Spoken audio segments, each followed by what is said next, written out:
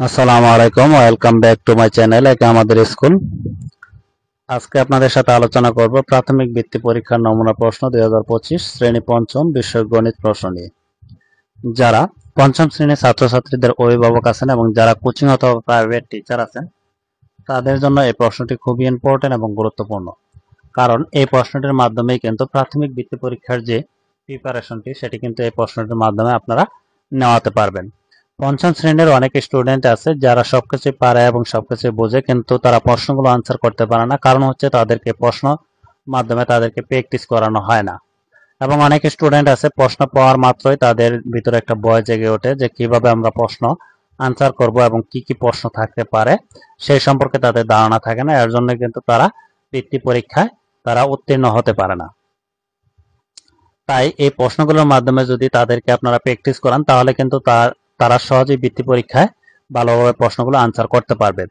এই প্রশ্নগুলোর পিডিএফ অথবা এমএস ওয়ার্ড ফাইলগুলো আপনারা 30 টাকা খরচের মাধ্যমে আমার কাছ থেকে পিডিএফ অথবা এমএস ওয়ার্ড ফাইলগুলো নিয়ে কম্পিউটার দোকান থেকে প্রিন্ট করে বাসায় কিন্তু আপনারা সেগুলো বারবার প্র্যাকটিস করাতে পারেন। এবং যারা কোচিং অথবা প্রাইভেট টিচার আছেন তারা কিন্তু এই প্রশ্নের মাধ্যমে তাদেরকে যে বৃত্তির প্রিপারেশনটি সেটি কিন্তু এই প্রশ্নটির মাধ্যমে নেওয়াতে পারবেন।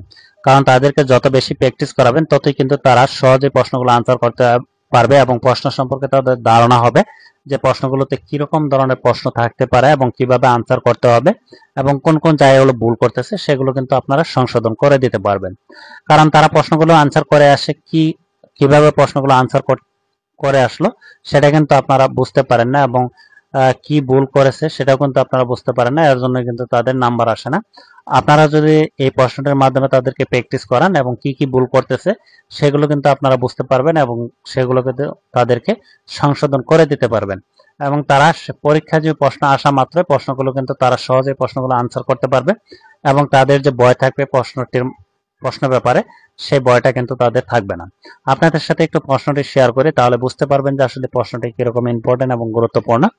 এই প্রশ্নগুলো যারা আবারও বলছে যারা পিডিএফ অথবা এমএস ওয়ার্ড ফাইল নিতে চান 30 টাকা খরচের মাধ্যমে নিতে পারবেন। যারা নিতে চান তারা অবশ্যই কমেন্টে যোগাযোগ করবেন, আমি হোয়াটসঅ্যাপ নাম্বার দিয়ে দেবো, সেখানে যোগাযোগের মাধ্যমে আপনারা পিডিএফ অথবা এমএস ওয়ার্ড ফাইলগুলো নিতে পারবেন। আপনাদের সাথে একটু প্রশ্নটি শেয়ার করে এখানে দেখেন প্রথমে 1 নং থাকবে সঠিক উত্তরটি খাতায় লেখো। 10টি এমসিকিউ থাকবে, 10টি আনসার করতে হবে, প্রত্যেকটির মান 1 করে। এখানে আমি সঠিক অপশনগুলো বলবো না কারণ যেহেতু এটি প্র্যাকটিস করার জন্য দিচ্ছি। কোন ভাগ অঙ্কে ভাজক 200, কোন ভাগ অঙ্কে ভাজক 264, ভাগশেষ 103, ভাগফল 106 হলে ভাজ্য কত? এখানে 4টি অপশন দেওয়া থাকবে, একটি সঠিক। এভাবে আমি এমসিকিউ গুলো একটু দেখাই। আমি এগুলো সবগুলো বলতে চাচ্ছি না কারণ বলতে গেলে ভিডিওটি লং হয়ে যাবে। আমি 10টি এমসিকিউ আপনাদের সাথে একটু শেয়ার করি, এরপরে প্রশ্নগুলো শেয়ার করব। এখানে 6, 7 এভাবে 10টি এমসিকিউ কিন্তু রয়েছে, 10টি আনসার করতে হবে, অধিক কোনো প্রশ্ন দেওয়া থাকবে না। এখানে 9, 10 এই পর্যন্ত এমসিকিউ। এরপর 2 নং থাকবে শূন্যস্থান পূরণ করো। 10টি শূন্যস্থান থাকবে, 10টি ফিল আপ করতে হবে, সঠিক বাড়তি কোনো অপশন দেওয়া থাকবে না। এখানে চার প্রক্রিয়া সর্বপ্রথম ড্যাশ কাজ করতে হয়।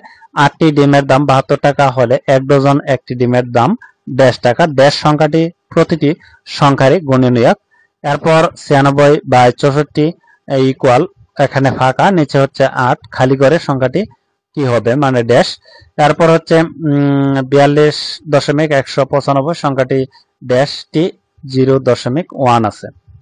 এরপর 0, 2, 4, 6, 8 সংখ্যাগুলো গড় ড্যাশ। 12 জন লোক 20 জন লোকের ড্যাশ পার্সেন্ট মানে কত পার্সেন্ট। রম্বসের কর্ণদ্বয় পরস্পরকে ড্যাশ কোণে সমদ্বিখণ্ডিত করে। 1 হেক্টর ইকুয়াল কত এর?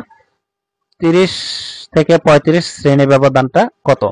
এরপর 3 নং থাকবে সংক্ষেপে উত্তর দাও। সংক্ষেপে 16টি প্রশ্ন থাকবে, 16টি অ্যান্সার করতে হবে, প্রত্যেকটির মান কিন্তু 1 করে, 16কে 16 নাম্বার। এখানে প্রথম প্রশ্ন হচ্ছে অকিক নিয়ম বলতে কি বোঝায়? কত গ্রামের 75% হলো 15 গ্রাম। 0.003 কে শতকরা প্রতীক ব্যবহার করে প্রকাশ করো। লেখচিত্র কি? ট্রাফিক জ্যামের ক্ষেত্রফল নির্ণয়ের সূত্রটি লেখো। 0.0 ইন্টু 0.01 ইন্টু 0.001 ইকুয়াল কত? 144 কে মৌলিক উৎপাদকের গুণফল রূপে প্রকাশ করো। একটি বইয়ের ওজন 240 গ্রাম। হাকিম আরো কিছু বই ক্রয় করে, সেগুলো 500 গ্রাম ওজনের একটি বাক্সে রাখলো। মনে করো বইয়ের সংখ্যা ক এবং মোট ওজন খ। ক ও খ এর সম্পর্ক একটি গাণিতিক বাক্যের মাধ্যমে প্রকাশ করো। জ নাম্বার, বাক্সেস নির্ণয়ের সূত্রটি লেখো। 1 সংখ্যাটির মৌলিক সংখ্যা নয় কেন? বাহ্য ভাজকের 34 গুণ ভাজক 1/2 হলে বাহ্য কত? এরপর রয়েছে 13 মার্চ শনিবারের 35 দিন পরের দিনটি কি বার ছিল? 2000 সালটি কোন শতাব্দীর? মানুষ কোন উদ্দেশ্যে কম্পিউটার ব্যবহার করে? মাউস কোন ধরনের ডিভাইস? 0.2.4 ভাগ 0.3 ইন্টু 40 ইন্টু 0.125 মাইনাস 1 মাইনাস 2 হিসাবটি করতে একটি সচল ক্যালকুলেটরের কয়টি বোতাম চাপতে হবে? 4 নম্বর হচ্ছে মা এবং পুত্রের বয়সের সমষ্টি 60 বছর। মায়ের বয়স পুত্রের বয়সের 3 গুণ। তাদের প্রত্যেক বয়স কত? একটি আয়তাকার দৈর্ঘ্য 42 মিটার এবং প্রস্থ 36 মিটার। কোনো খালি জায়গা না রেখে আমরা ঘরের মেঝেতে বর্গাকার কার্পেট বসাতে চাই। মেঝেতে বিছানো যাবে এমন বর্গাকার কার্পেটের বৃহত্তমটির বা এক বাহুর দৈর্ঘ্য নির্ণয় করো। সম্পূর্ণ মেঝে কার্পেট বিছানোর জন্য এরো কয়টি কার্পেট লাগবে? এরপর 6 নম্বর হচ্ছে গীতার কাছে এক সমস্ত 5/6 লিটার এবং মামুনের কাছে 13/8 লিটার জুস আছে। কার জুসের পরিমাণ বেশি এবং কত বেশি?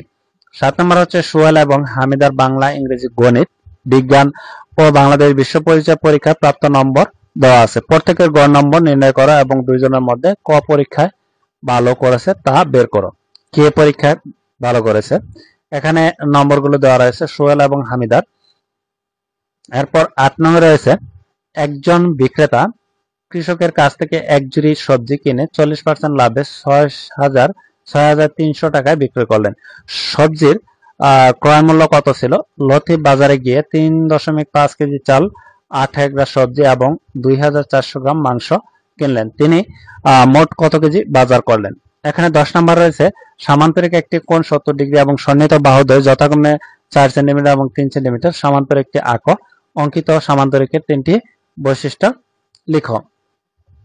এরপর রয়েছে 11 নম্বর রয়েছে নিচের আয়তর লেখটি 5ম শ্রেণীতে শিক্ষার্থীর বাসা থেকে বিদ্যালয়ে আসতে কত মিনিট সময় লাগে তার উপর করা জরিপের উপাত্তের উপর ভিত্তি করে তৈরি করা বাসা থেকে বিদ্যালয়ের আসার সময় শিক্ষার্থীর। এখানে একটি ছক দেওয়া রয়েছে।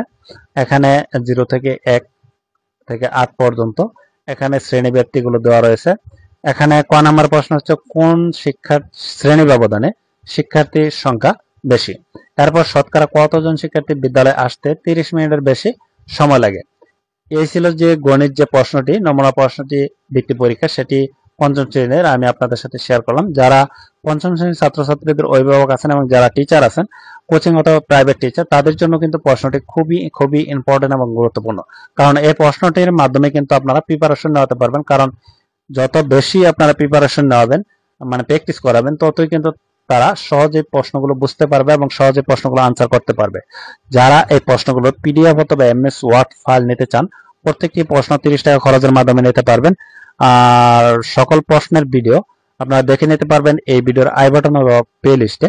আর যারা নিতে চান প্রশ্নগুলো তারা অবশ্যই কমেন্টে যোগাযোগ করবেন, আমি হোয়াটসঅ্যাপ নাম্বার দিয়ে দিব, সেখানে যোগাযোগের মাধ্যমে কিন্তু আপনারা নিতে পারবেন। আর যারা আপনাদের পরিচিত আছে তাদেরকে এই ভিডিওগুলো শেয়ার করবেন যাতে তারাও এই ভিডিওগুলো দেখে উপকৃত হয়। এবং যারা নতুন আছেন তারা অবশ্যই চ্যানেলটি সাবস্ক্রাইব করে পাশে থাকা বেল আইকনটি অন করে রাখবেন যাতে পরবর্তী ভিডিওগুলো দেওয়ার সাথে সাথে আপনাদের কাছে প্রথমে নোটিফিকেশন চলে যায়। আজকের মতো ভিডিওটি এ পর্যন্তই। ভালো থাকবেন, সুস্থ থাকবেন। আল্লাহ হাফেজ।